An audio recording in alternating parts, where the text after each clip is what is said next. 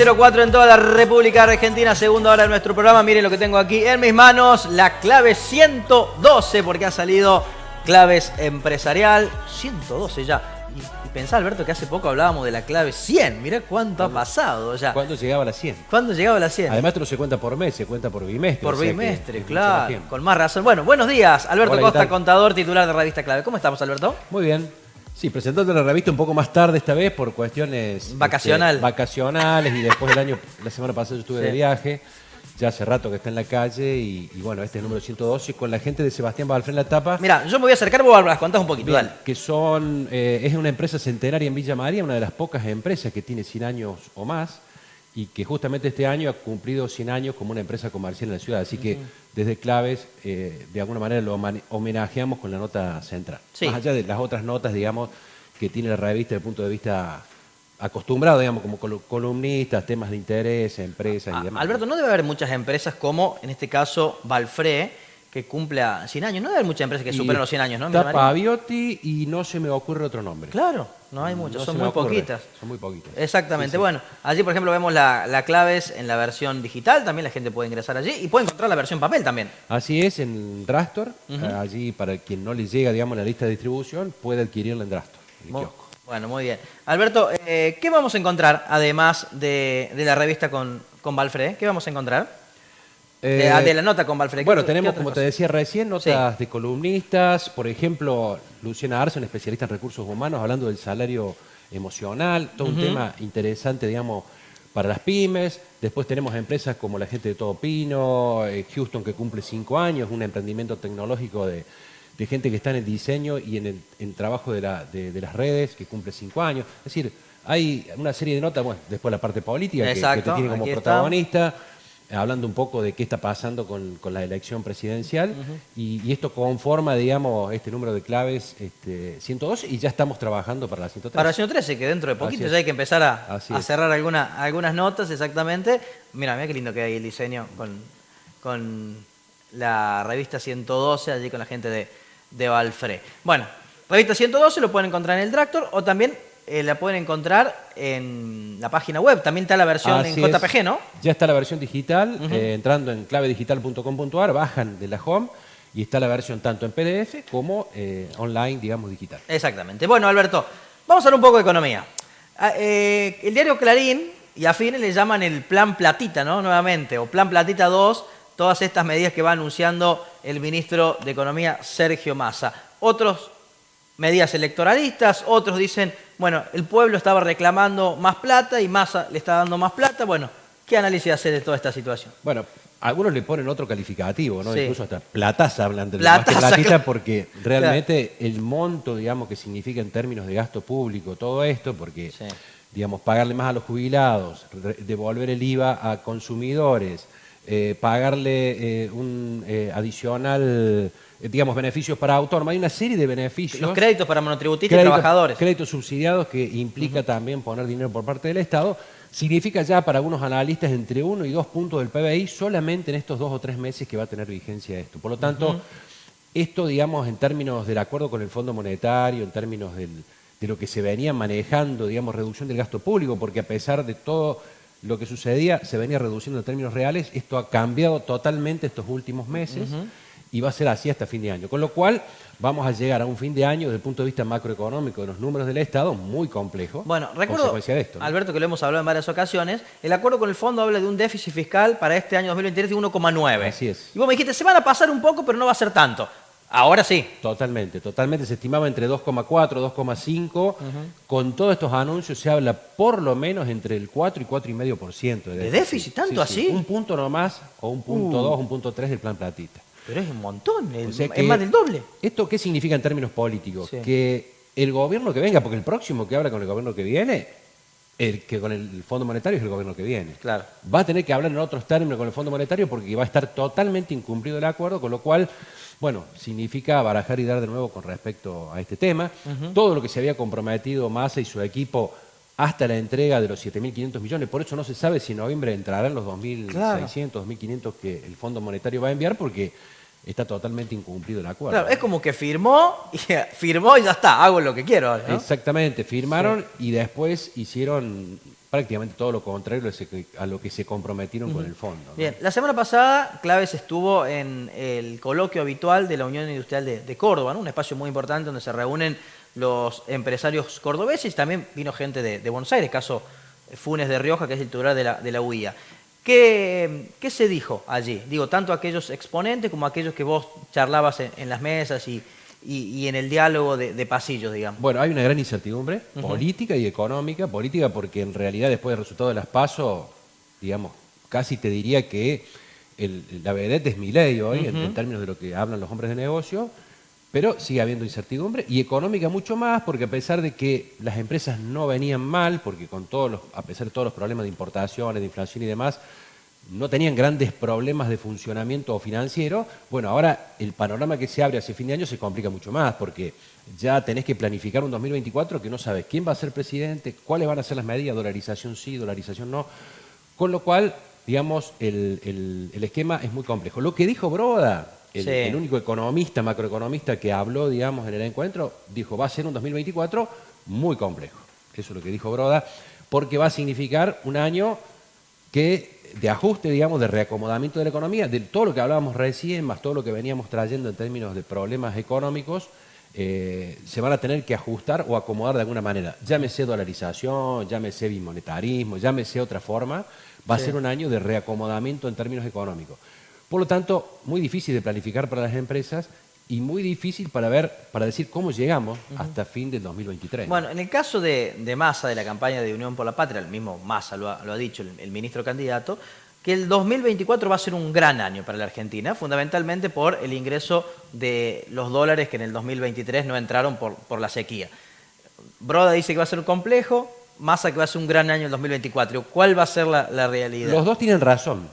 Lo que pasa es que Broda ve todo el conjunto. Massa está viendo solamente el flujo de fondo, lo que va a entrar. Claro. Lo que no ves es el stock que va a dejar, digamos, stock de deuda, stock de problemas. Entonces vos tenés que arreglar como gobierno, no solamente ver lo bueno que va a venir en términos, si llueve, digamos, de una mejor cosecha, de más ingresos por energía, sino también de cómo arreglás todo este stock de problemas. Desde la LELIC para abajo, todos los problemas que tiene la economía argentina. Por lo tanto, no es tan simple. Sí, tenemos un mejor año, pero venimos con problemas hay muy mucho serios gasto. hay problemas muy serios que hay que solucionar. Uno de ellos, fundamentalmente, ¿qué hacemos con el Fondo Monetario? Claro. Es decir, ¿qué va a hacer el presidente que viene con el Fondo Monetario? ¿Qué va a hacer con la inflación? ¿Qué va a hacer con las LELIC? Dicen, problemas muy grosos que tienen, digamos, que ver con lo que viene, pero que son lo suficientemente importantes como para decir, bueno, no podemos estar solamente positivos, sino ver todo el tema. Alberto, la gente vio el fin de semana a Milei con la motosierra haciendo campaña, ¿no? En alguna de las ciudades de Argentina. Para el que está del otro lado, para la señora, el señor que nos están escuchando, ¿qué significa el plan motosierra del que habla Milei? Bueno, yo creo que ahí quiere simbolizar un poco el recorte del gasto público, que según él va a ser muy significativo. Yo creo que el recorte de Milei no va a ser muy diferente al que pueda hacer Bullrich, al que pueda hacer Massa. Digamos. Massa a lo mejor no lo anuncia, ni Bullrich no lo hace en la dimensión en que lo hace Milei, pero es inevitable que van a tener que ajustar un poco el tema del déficit fiscal, que no es el problema, pero es uno de los grandes problemas que tiene la economía argentina. Entonces, yo creo que es una cuestión electoral, porque hoy lo que sirve en términos electorales es lo que se le dice a la gente más que el contenido. Claro. Es una forma visual de decirle va a haber un recorte importante, porque la gente, digamos, está viendo que de alguna manera tienen que solucionar este problema de la inflación y se lo adjudican en gran parte a la cuestión del déficit fiscal. Del déficit fiscal. Bueno, presupuesto el gobierno lo presentó la semana pasada. Es ciencia ficción, ¿no? Absolutamente. El gobierno está hablando de un dólar de 600 pesos oficial a fin del 2024, está hablando de inflación del 70%. No se puede ni analizar, Lo ¿no? que digamos no se puede analizar porque ni siquiera, aunque gane Massa, Sí. yo estimo que va a ser complicado de cumplir, o sea, pero es más, Massa difirió el tratamiento a pedido de Milei, el presupuesto, Que es porque lógico seguramente el nuevo presidente lo va a reconducir. Exacto, o sea que inflación del 70%, como dice el presupuesto, no va a ser. Lo que sí me parece importante decir, que me parece poco serio y que sí es una argucia electoral, porque están las medidas coyunturales que pone Massa, digamos, pero también los proyectos de ley que ha enviado el Congreso, de rebaja de impuestos a las ganancias, del tema de mejoras en autónomos y monotributistas. Todo esto no va a salir porque el Congreso no funciona hace ya meses y porque Y no menos va a en un salir- contexto electoral. menos en un contexto electoral. Sí, sí. Estos temas hay que Sí. discutirlos, son temas centrales de la economía. ¿Qué hacemos con los autónomos? ¿Qué hacemos con el impuesto a las ganancias?